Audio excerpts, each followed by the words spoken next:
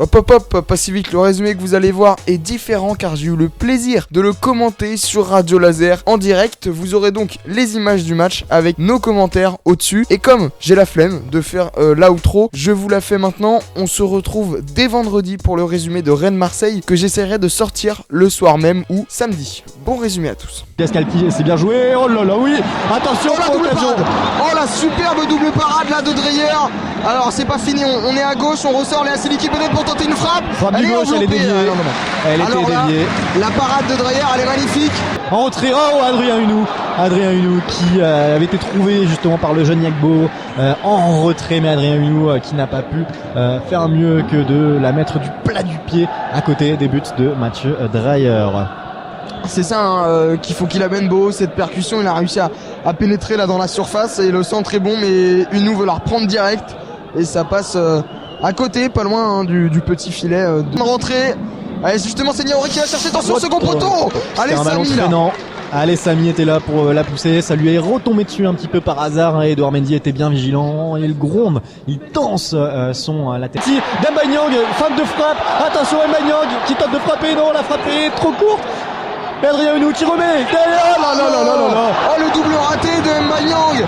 Une nouvelle fois Demba Nyang au point de pénalty qui enlève un petit peu trop sa frappe, celle-ci n'a pas dû passer loin Maxime. Ah non, elle a pas dû passer loin, c'est dommage. Prend beaucoup de Rennais devant le but de Mathieu Dreyer, c'est bien tiré mais c'est repoussé par la défense rhénoise. Ça revient avec Yann Mo qui peut la remettre au second poteau, il y avait du monde, il y avait Adrien Hunou, le ballon revenu,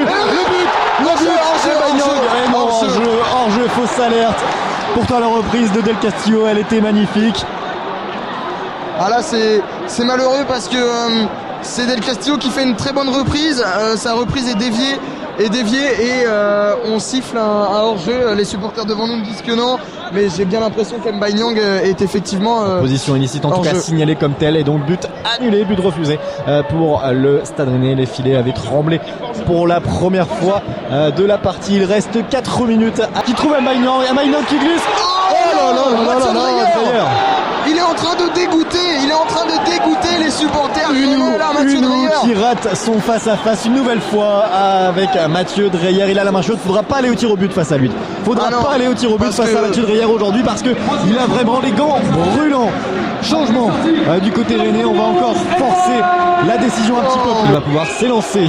Premier essai transformé en plein axe. Edouard Mendy était parti à sa gauche, mais il est donc prêt à contre-pied. Jordan Siebatchou, premier tireur rennais qui va pouvoir se faire face à Mathieu Dreyer, et déjà la pression est dans le camp rennais. L'homme de ce match, c'est parti, Jordan Siebatchou, ça rentre. C'est bien tiré, contre-pied parfait. Il l'a mis à la droite de Mathieu Dreyer qui était parti donc dans le vent, et il a assuré un si petit filet opposé. Magnifique réalisation de la part de Siebatchou. Et donc nous avons à l'instant le jeune Talal qui ne s'est pas fait que des amis aujourd'hui au Roison Park, vous l'entendez. Il fait un très bon match, on l'a vu un petit peu nerveux, il a écopé d'un carton jaune. Il s'élance, poteau, et sa tentative échoue sur le poteau. Edouard Mendy était parti du mauvais côté. Il a tenté de la mettre à gauche d'Edouard Mendy, mais il a trouvé sur son chemin le poteau renvoyé. Donc Adrien Hunou a une première balle de break entre ses pieds. C'est vrai que Talal il l'a tenté, il avait le bon côté, mais il a trop ouvert son pied et ça a frappé le poteau de Mendy lorsqu'on scande. Hier le gardien amiénois, c'est parti de pas d'élan, c'est parfait. C'est parfait. Dédicacé directement au Roison Celtic Cup qui lui a donné la force de convertir cette occasion. Rennes prend l'avantage dans cette séance de tir au but, 2-1, et le troisième tireur amiénois va pouvoir aller s'élancer. C'est l'Iranien Saman Ghoddos qui revient donc tout juste d'une suspension. Rendez-vous compte d'élan pour Saman Ghoddos. C'est parti, contre-pied parfait une nouvelle fois, c'était sur la gauche d'Edouard Mendy, parti à droite. Allez, c'est Yann Beau, le jeune Yann Beau qui va s'élancer, alors que Saman Ghoddos va dire quelques mots à Mathieu Dreyer, sans doute le motiver.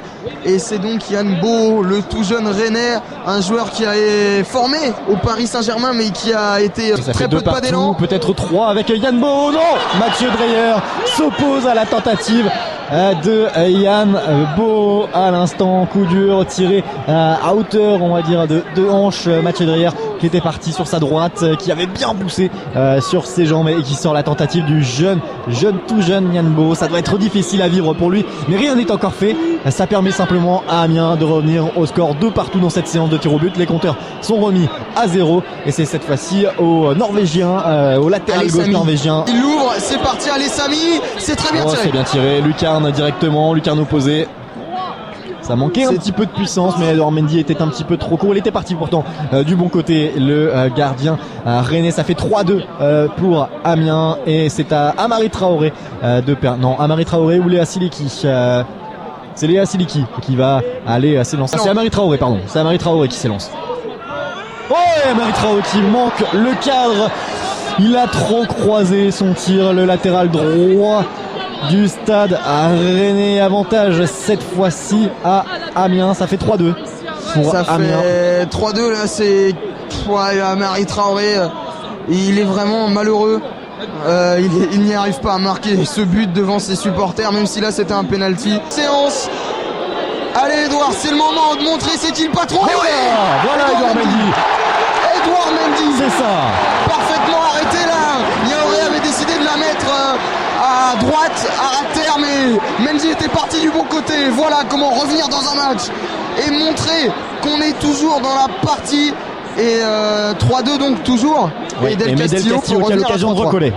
Effectivement, c'est aussi à Romain là de montrer c'est qui les patrons. La séance face à Brest en 32e de finale de l'année dernière était aussi folle. Espérer la réussite cette fois-ci, c'est réussi. C'est réussi, Rennes recolle dans cette séance de tir au but, rien n'est fait.